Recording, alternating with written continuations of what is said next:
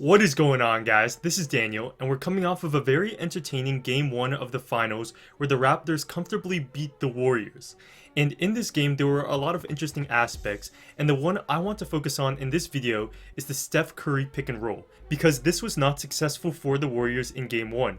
On 15 plays where off of the Curry pick and roll, either Curry shot it, a teammate shot it, or there was a turnover, the Warriors only scored 11 points, which is an abysmal 0.73 points per play. There were 3 turnovers involved, and this stat I tracked does not include garbage time. So in this video, I'll talk about how the Raptors were able to limit this essential action for the Warriors, and then at the end, I'll introduce some counters the Warriors can try for Game 2. Let's get to it.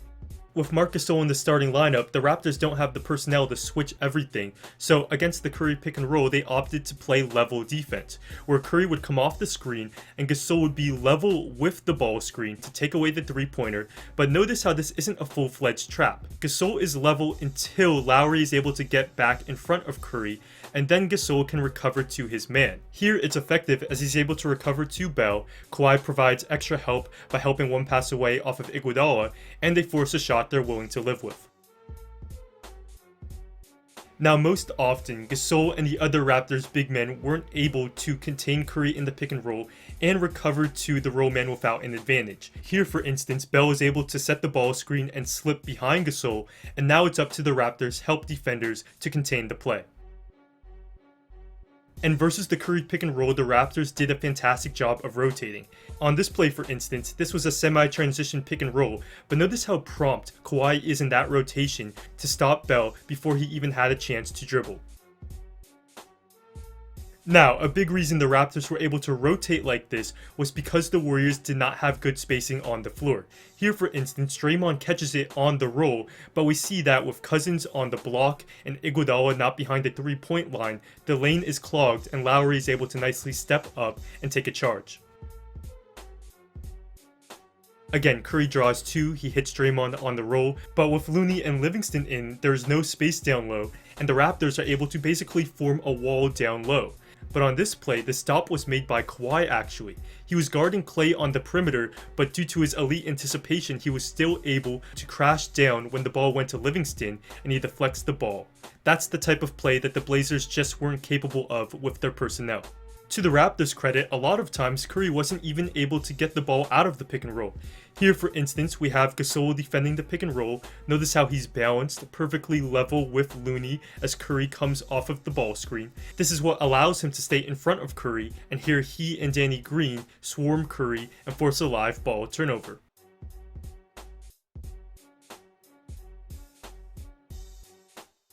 I believe it was Green who got the deflection, and this is the advantage of having a long-rangey wing who can guard Curry.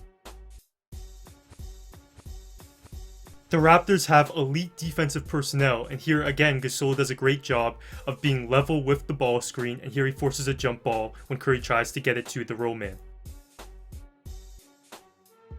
Now what also happened a decent amount was when Curry drove by the screener's defender. So here Draymond sets the screen near half court, and what this does is now Curry can come off of the screen, and because the screen was set so high, Draymond's defender Kawhi isn't level with the ball screen. He's a bit out of position and his momentum is going toward the ball, and this allows Curry to drive by him, and this really should be a layup. But because of the Warriors' lack of shooting and the fact that Lowry doesn't respect Iguodala as a shooter, Curry still has to face another line of defense and he ends up missing the layup. And this play was laughable. So Curry drives by Gasol in the pick and roll, but we see that 4 Raptors defenders ends up pursuing him because they can help off of Iguodala and Draymond, and they're able to get away with this and they end up getting a block.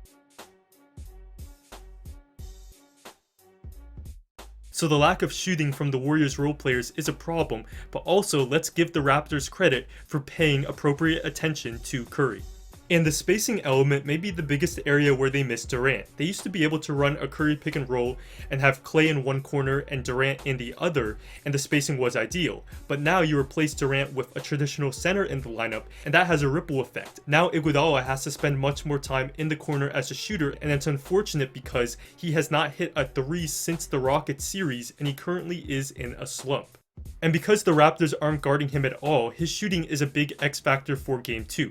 Because if he can hit a few threes, maybe that'll make the Raptors pay a bit more attention to him, which opens up the rest of the game. In game 1, he was 0 for 4 from 3. And of course, it starts with confidence, which he seems to lack right now. Here, for instance, if he stays in the corner, that's an open corner 3, but he doesn't, and it's a charge. And it's also very apparent that Curry doesn't trust Iguodala as a shooter. Here, I guarantee Curry saw Iguodala, but he decides not to pass it to the wide open shooter.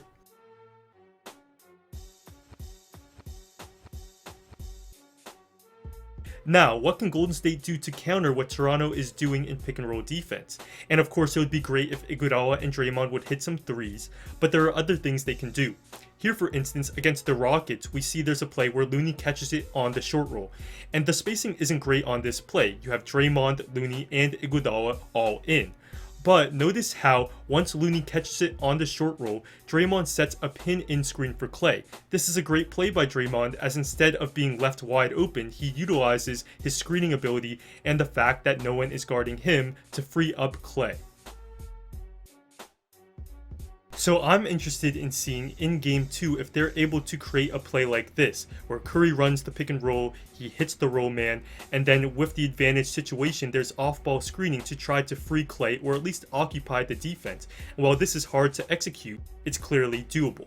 Another thing they can do is to continue to create plays where that big man defending the pick and roll is out of position. So Curry runs the pick and roll here, and we see that Gasol is out of position, not at the level of the screen, and this allows Curry to drive by Gasol. Now on this play, the Raptors send great help, and they end up blocking the shot, but in the long run, creating situations like this is favorable for the offense.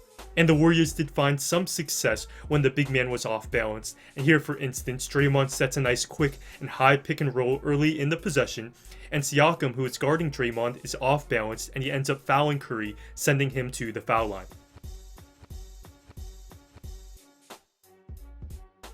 Those high pick and rolls are a good option, and also when Fred VanVleet was pressuring Curry in the backcourt, they hit him with some nice step-up screens to get VanVleet off of him.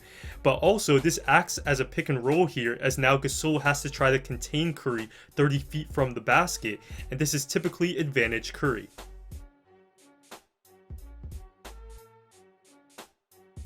Now where the Warriors can get more creative with their pick and roll screening for Curry is in the half court.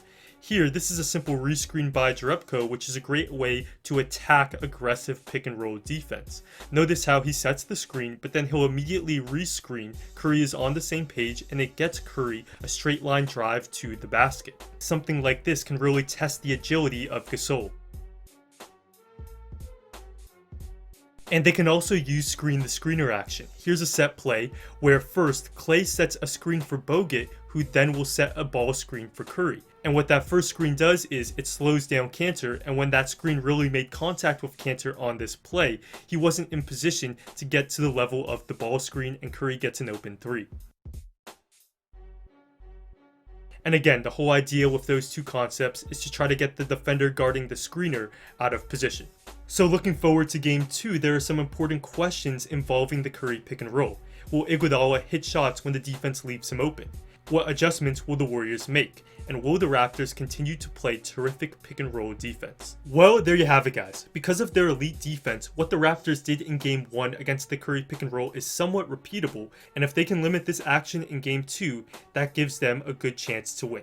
And if you're looking to increase your basketball IQ as a player or coach, go to smarterbasketballplayer.com to learn about my new online program. Thanks for watching, and I'll see you next time.